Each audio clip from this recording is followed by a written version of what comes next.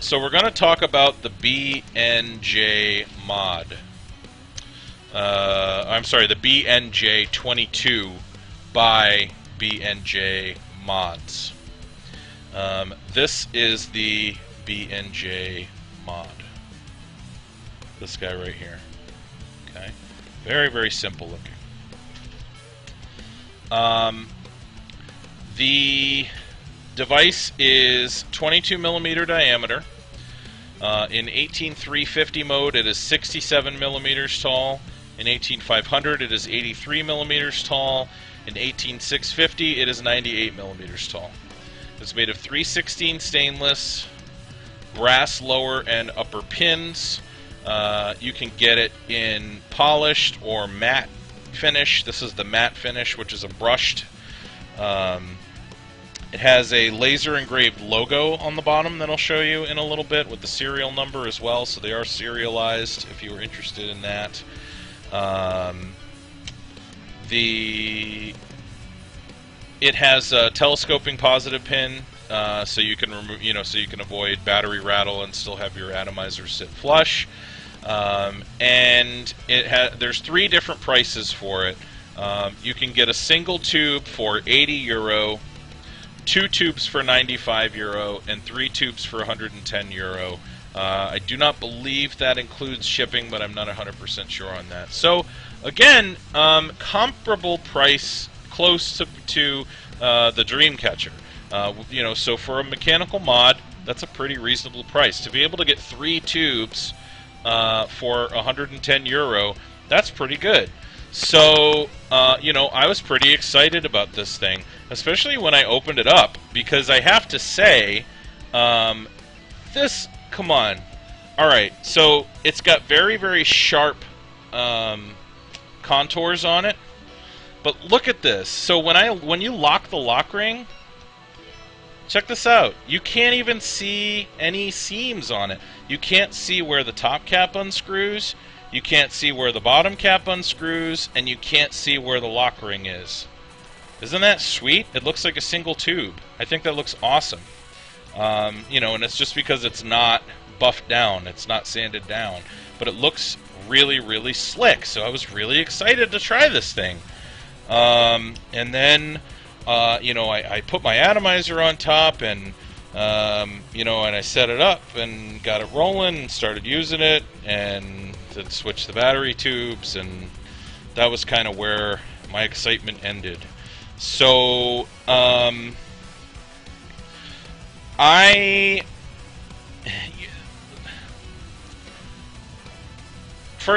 before I get into that, so what comes with the device? So I got it with 3 tubes, 3 separate tubes. They're all matte finish, okay? I got the 500, the 650, and then I got the 350, as you saw. It also comes with an extra spring for the switch, which is a very small, soft spring. So, the 350 tube I got looks pretty good. The 650 tube I got does not look pretty good. It's actually kind of beat to shit. So I don't know if you guys can see. Can you see when I turn this in the reflection, all those scratches on there, on the tube, those marks on the tube? Yeah, well, that's how it came, with all those nice little scratches on there. And it's a brushed finish too, so that means that it happened after they put the finish on it. And that's pretty much all the way around on the 650 tube. And on the 500 tube, guess what? I got the same thing. So, I mean, it seems like maybe they threw all of the tubes in a box and they kind of beat each other around a little bit. I'm going to roll this really slow, so hopefully you can see those nicks and scratches all over it in the reflection from my monitor. You saw some of that there. Yeah, focus is not behaving, but so yeah, so the 350 tube looked great, and then I pulled the 500 and the 650 tubes out, and they're all beat to hell. So when it's locked, wow, that looks dope. But if you look at it really close, the the button on it is actually kind of crooked. And see how it sticks out a little bit on one side? Now watch this. So when I unlock it, that's what it looks like. So it sticks out on one side. It doesn't sit flush all the, it sits flush on one part there, and then it's got a gap on the other side because the button's crooked. And then, maybe I'm being nitpicky, but I expected a little better than that. So, yeah, so we had that problem. And then let me hold on a sec. I'll show you what it looks like with the other tubes. So we'll put the 650 tube on. So, everything looked nice and sat flush on the 350 tube. Yeah, the top one looks okay on there until you look at it up close. So the 650 tube. So I want to show this to you up close so you can see this here. Where the button meets the tube, see that? It sticks out, and that's actually really sharp. And that's because the button does not line up with the switch does not line up with the tube where that line is right there. So this right here, not right there. Yeah, like this part right here. That's actually super, super sharp right there. And I get the same thing on the top with the 650 tube, but it's not as pronounced. So, and then with the 500 tube, I'll show that to you in a moment.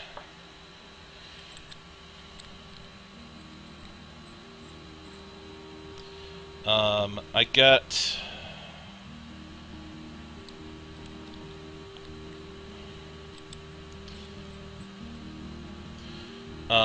not as bad, but it's still not even. You can see it's got that sharp part right there where it doesn't quite line up properly. I know it doesn't look like a lot, but because of the way that this is machined, it's actually quite sharp. So this part right here is actually quite sharp. And then you have the same on the top, but it's not as pronounced again right here. So let me show you the bottom button. One moment. And then we'll put the 350 back on because that was the best of all the three tubes. So the bottom button is, aside from being crooked, it actually works quite well. It's got a really nice soft throw. It looks a little beat on the inside. The Delrin's got some kind of weird little chunks taken out of it, and the screw's a little beat up. But, it works well. Very, very soft throw. Very, very short throw. So you only have to press the button in just a little bit. There's not a lot of space to work with there, and then it comes in contact with the battery and fires the device. So no issues with the button, except for one that I'll talk about in just a moment. The threads on it are smooth, however there's a bunch of machine oil in them, so they weren't cleaned out properly before I got them. One sec, let me get the atomizer off here.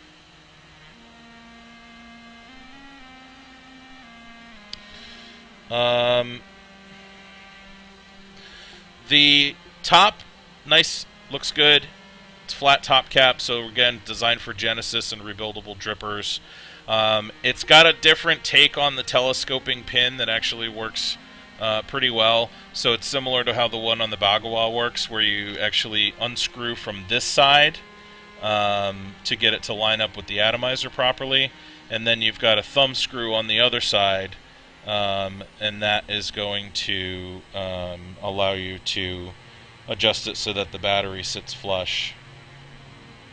There you go.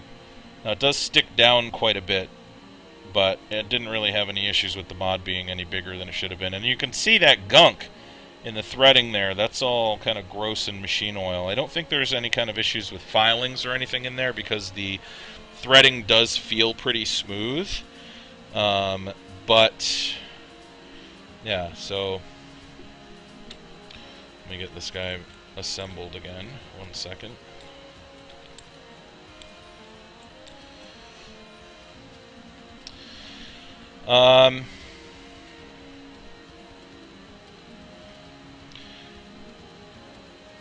Back to the switch, like I was saying, the oh, and also the top cap is actually not quite flat. I don't know if you can see here. This is another thing I wanted to point out. Let me get it to angle properly.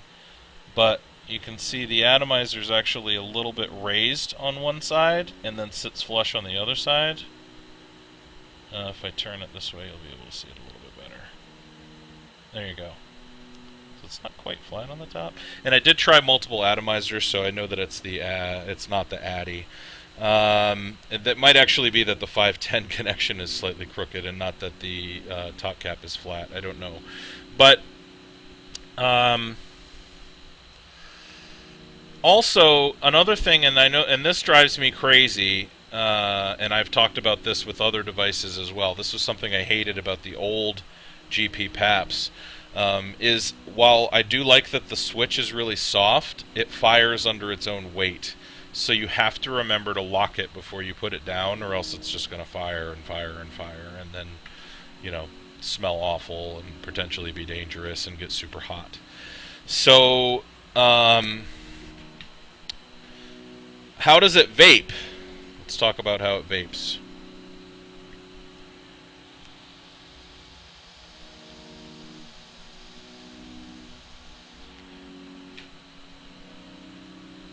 Quite well, actually.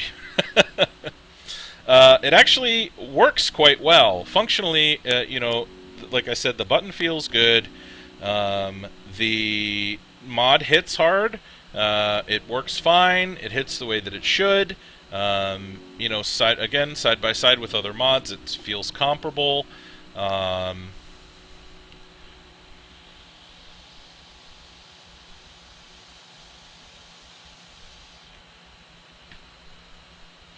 Yeah.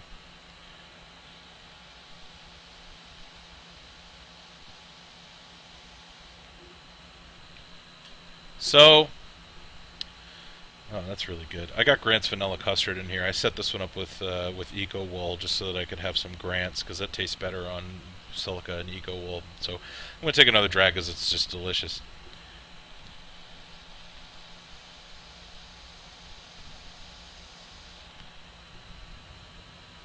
Ah, yeah, that's good. So yeah, it vapes quite well.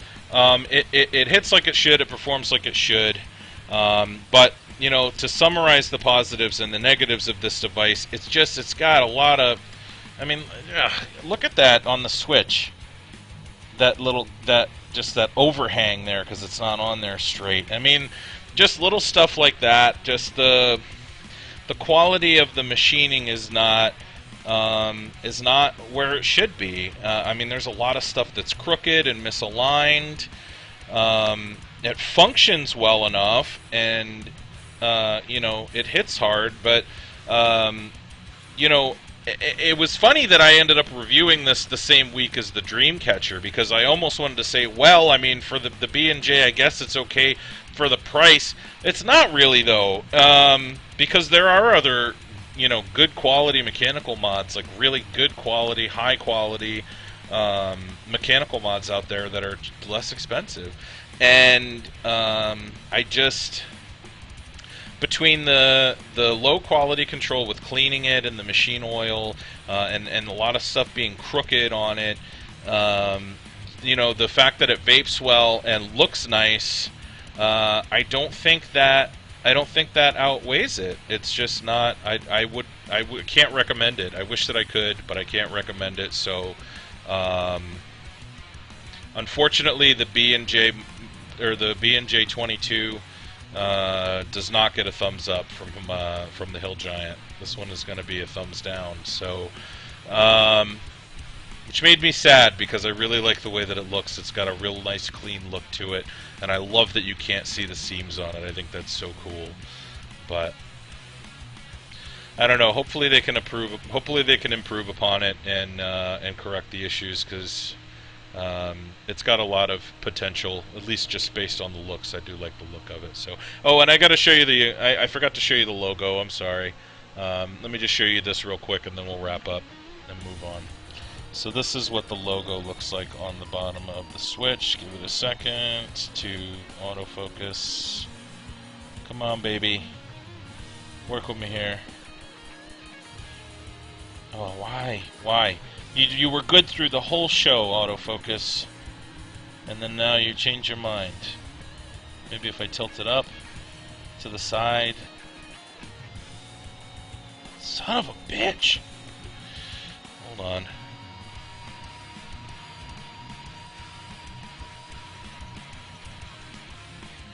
Okay. This is what the engraving looks like on the bottom. So, Vapor Modder, BnJ, and you can see I got number 18 on the bottom there. So it's got a really pretty little engraving on the bottom. I think it looks nice. And it says BnJ in the middle. So there you have it. That is the BnJ 22 from BnJ Mods. Sadly, it is not something that I can recommend in good conscience.